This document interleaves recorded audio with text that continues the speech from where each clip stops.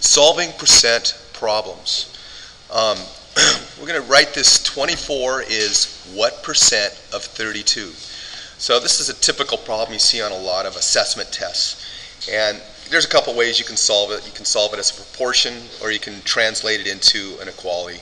So let's try that first, and that usually works for most of the cases.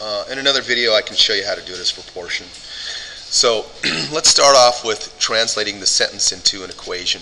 So 24 we can write down as 24 is, in math, means equals.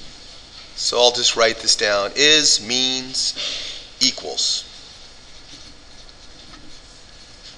So that's just a little rule that works. So instead of writing is, I'm going to write the word equals. And then this statement here, what percent, that can be condensed into a variable. So I can write this as x. Okay? So of, this word of here, I'm going to put a note here, of means, oops, M-E-A-N-S, multiply. So let me put a little box around that.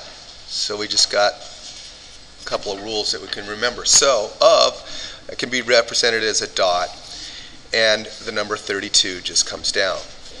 Now typically in math, when we do equalities, we want the variable to follow the number. So I'm going to rewrite this as 24 equals 32x. So I've just rearranged the terms.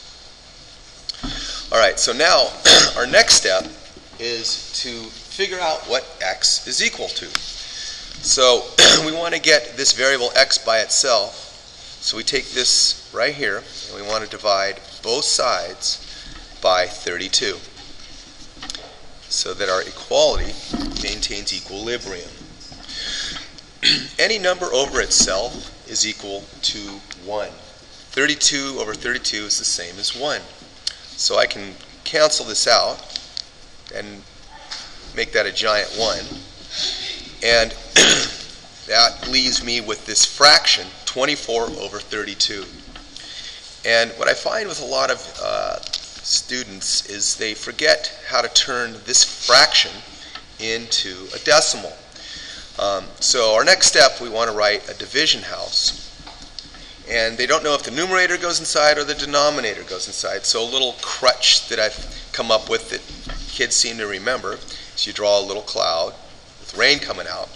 And that numerator, number 24, wants to go inside the division house to get out of the rain. Okay? And the denominator, 32, wants to go outside of the division house and play in the rain. So the numerator goes inside the division house, the denominator goes outside. Alright, so our next step is to do our division here. Okay? 32 does not go in to 24, so I want to write a 0 directly over that number 4. And I want to continue out, and I want to put a decimal here and add a 0 and put a decimal there. Now, 32 goes into 240, I think it's about 7 times. So let me put a 7 here, and it's a guesstimate. But 7 times 2 is 14. I carry my 1. 7 times 3 is 21, plus 1 is 22. Alright, now I want to do my subtraction. And so I can't subtract 4 from 0, so I got to cross out the 4, write a 3, and put a 1 there. 10 minus 4 is 6, and 3 minus 2 is 1. Okay? So now I have 16 left over, which is less than 32, so I know that that I've gone in enough times. Okay? I'm going to add another 0, bring it down, and I know that 32 goes into 160 approximately 5 times. 5 times 2 is 10. I carry a 1. 5 times 3 is 15, plus 1 is 16. Okay, so I do my subtraction, and we have 0 left over. Okay, now our final step here is we know that x is equal to 0.75, but they want to know what percent that is. So we move this decimal over tenths, hundredths. So this is 75%. And that's our answer.